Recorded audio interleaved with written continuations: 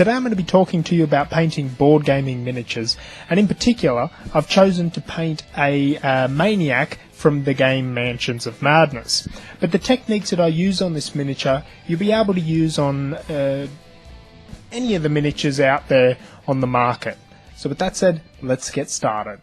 Okay, the first thing you should do when you get your miniatures is give them a bit of a bath. You kind of put them in a bowl of warm soapy water or something like that. Give them a bit of a scrub with an old toothbrush, and the reason you do this is because during the casting process there can be a bit of an oily residue left on them, and when you are putting your base coat down you'll find that your paint won't really stick that well to it. It'll kind of rub off, and you really want to avoid that, so warm soapy water will usually fix that.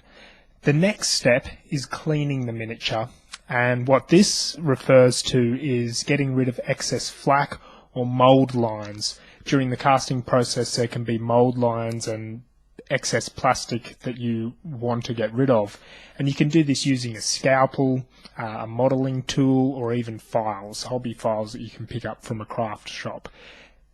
I will say this, with board gaming miniatures I tend to skip that step quite a bit. I don't find it all that important.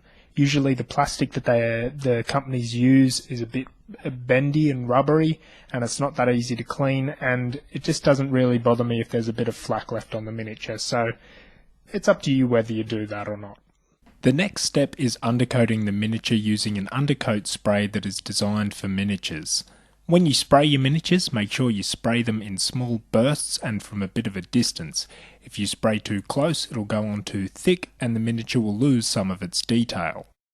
So this here is a miniature that's just been undercoated. As you can see, sometimes the undercoat spray has some trouble reaching the crevices, like here. To fix this, you can just get some black paint. Again, always use paint that's designed for painting miniatures. And using a thicker brush, apply the black paint to the crevices. It looks like it's going on a bit thick here, but as you can see when it dries it looks fine.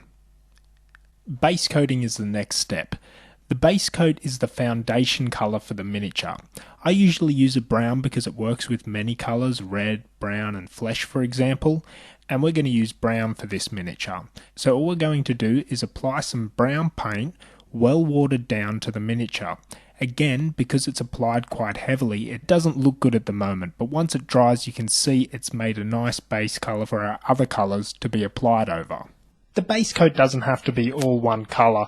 You might do the base coat for the fleshy parts brown, and if you're painting a white uniform you might start off with a blue or a grey for the base colour of that. It doesn't have to be all one colour, but for this miniature, because we're using brown, red and flesh colour, brown all around. Oh hey, it's a good rhyme. Brown all around, it's a song. Brown all anyway, we're going to use brown. Next we're going to mix some flesh colour in with the base coat brown, which will lighten it up a bit. And for this we're going to be using the dry brushing technique, so we're going to use our small dry brush. And for dry brushing you're going to get some paint on the brush and wipe the majority of it off. I usually use the back of my thumb for this, and then we're going to lightly brush over the desired areas, in this case the flesh areas.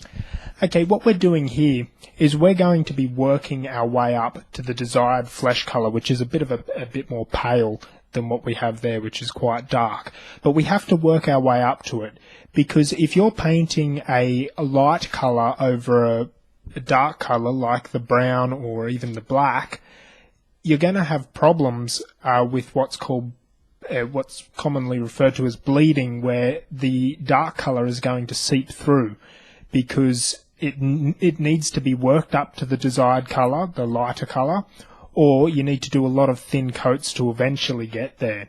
So that's what we're doing here. Essentially, we're just working our way up, and we're eventually going to get that more pale flesh colour that we want.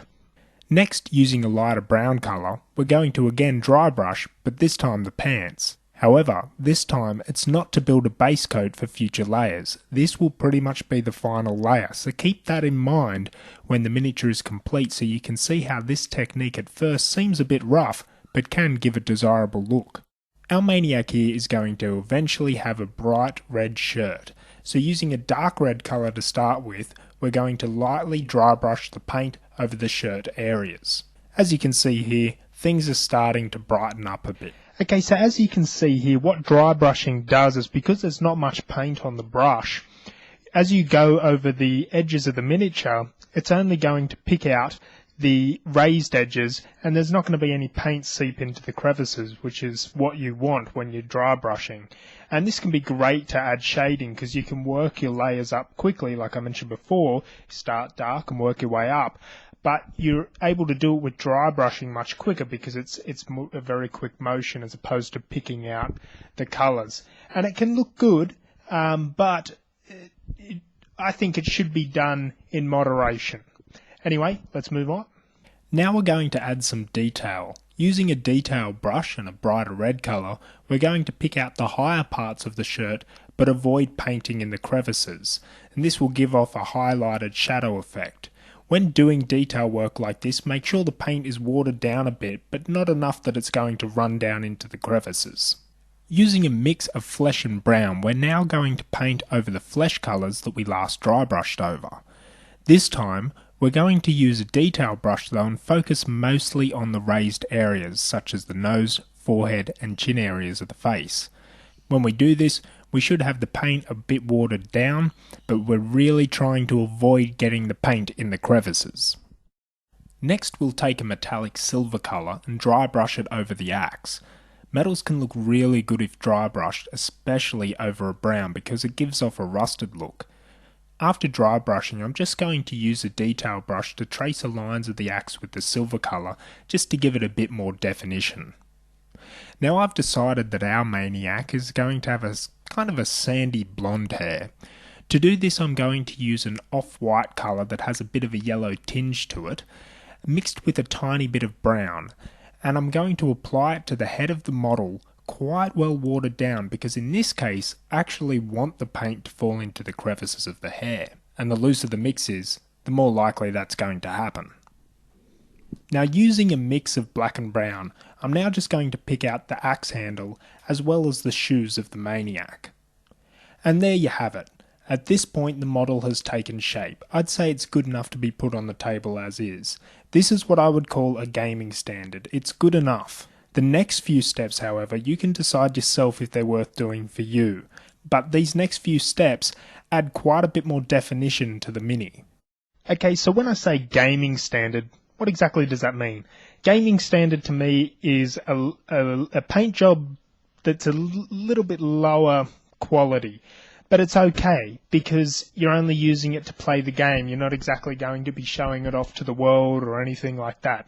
And that's fine, because you've got to remember, and this was told to me, you've got to remember that when you're painting miniatures, typically, particularly with board games, they're only going to be viewed from about a metre away. And from a metre away, a lot of the detail that you're going to put in, particularly in part 2 of this video, is not really going to be that noticeable. It's when you actually pick up the miniature and have a close look that the next video, all the detail we're going to put in that video, is going to be noticeable. But from a distance, it looks okay. So that to me is gaming standard. It looks good on the table, but not necessarily up close. Okay, well that's the end of this video. I hope to see you in part 2.